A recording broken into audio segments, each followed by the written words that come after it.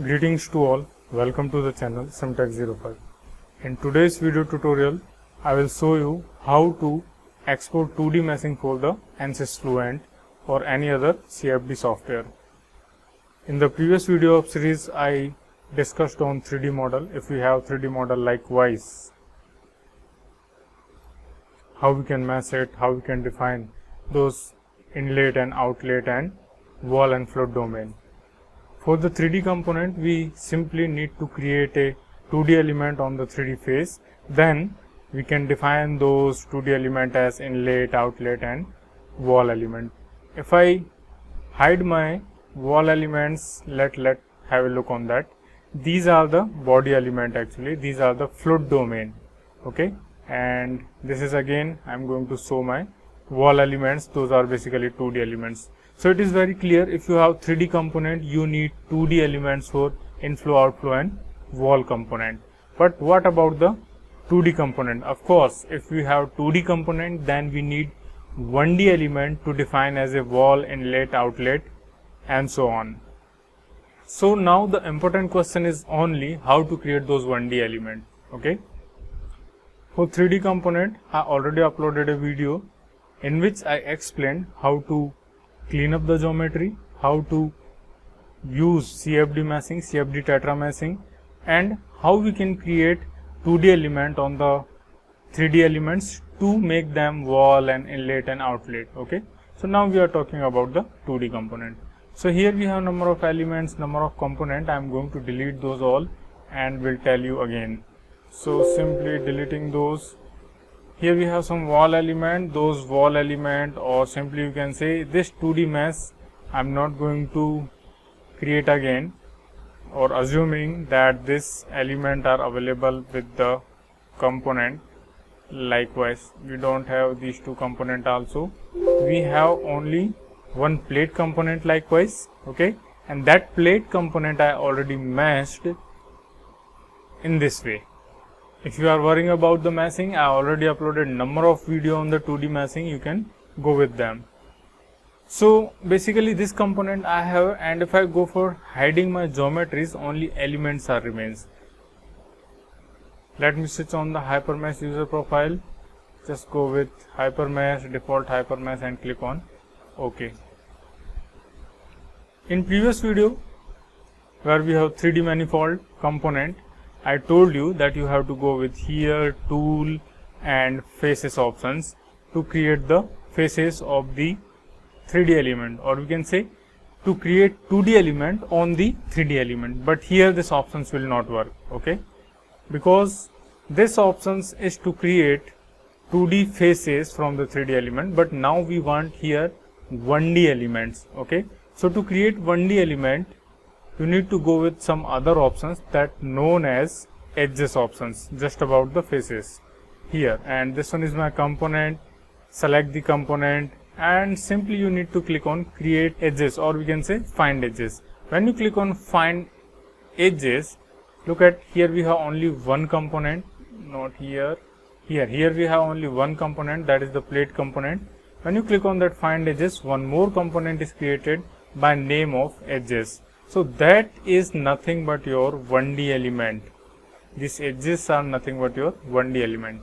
If you just go for hide your plate component element and go for shrink mode here, these are the element. See, these are the 1D element you can see here. So I'm again going to show my plate element. This is the shrink mode. Element are shrink for visualization purpose. Just I am going to uncheck this options again. Okay. So now if this work is completed, you can switch to the main work. For that you have to choose different user profile, again engineering solution, CFD and general CFD. Click on OK. Of course, that find edge options also available in this module, in CFD module here, but you have to use this options from the main menu. Okay. And for meshing, I always recommend to go with that particular HyperMesh module, because lots of options available on the bottom panel. Here those 1D, 2D, 3D pages are not available.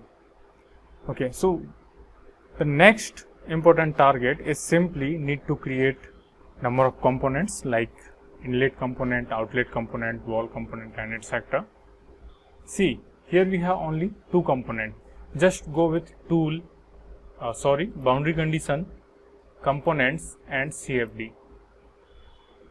Just drag it. Okay. So what type of component you required here? I need here float component. Yeah. I need here inflow. I need here outflow. I need here wall. I don't need any symmetry and slip component. So just click on create. So 4 component will be created. As I told you, if you want to create any another component, just click on add row and that component can be added here. Just click on create. So 4 component are create in the component section. Now simply you have to hide these elements for better visibility. Okay. So now you have only the 1D elements. So as I know these are my inlet element, just click on organize options here and select the element. So you have to precisely select element, not likewise, otherwise some wall element will be translate or move in the wall component. So you have to precisely select those element likewise. Okay, and you have to make sure no other element selected. This is absolutely fine.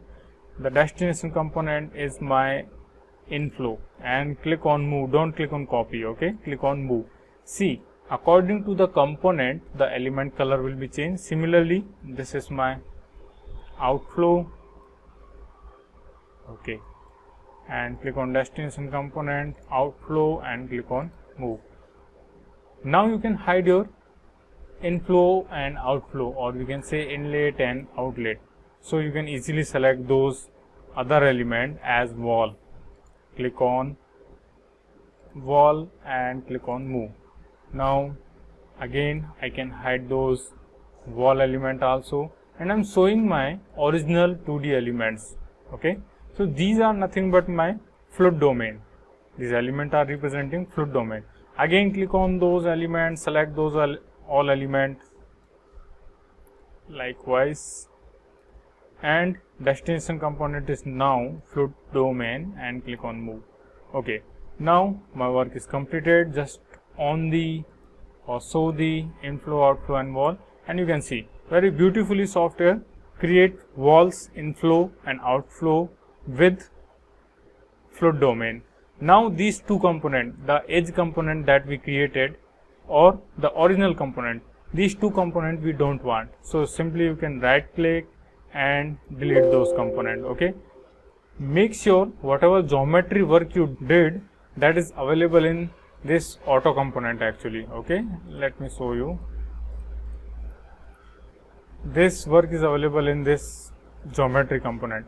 So if you want to modify in future, you should not delete those geometry. Okay, you have to translate those geometry in fluid domain or somewhere like. Simply click on organize, and instead of element what you want to organize, you want to organize surfaces. Surface I want to organize in the fluid domain and click on move. Okay, now we don't have anything in the auto component and edge component, so I can delete now. So my geometry also I translated to the fluid component. Okay, you can see here we don't need any geometry to show, simply hide. And now you have to go with export options. Here the export solver deck, make sure you are using second options, export solver deck. File type is CFD, solver type surely fluent, you can choose any other solver type. Now click on the destination folder, and here I am choosing destination folder as 2D plate, and this plate 2D.cas. okay, or we can define some different name, plate 2D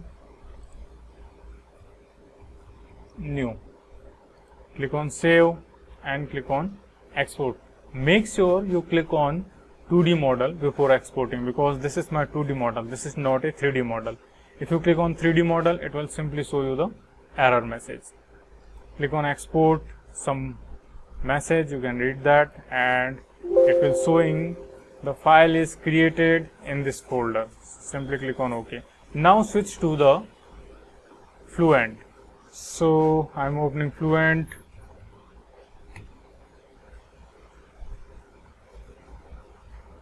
Okay, it is asking for dimension. As we have 2D component, you have to simply select 2D, then all the default options, of course you can change those, and destination folder. I'm going to keep the destination folder as it is and click on OK.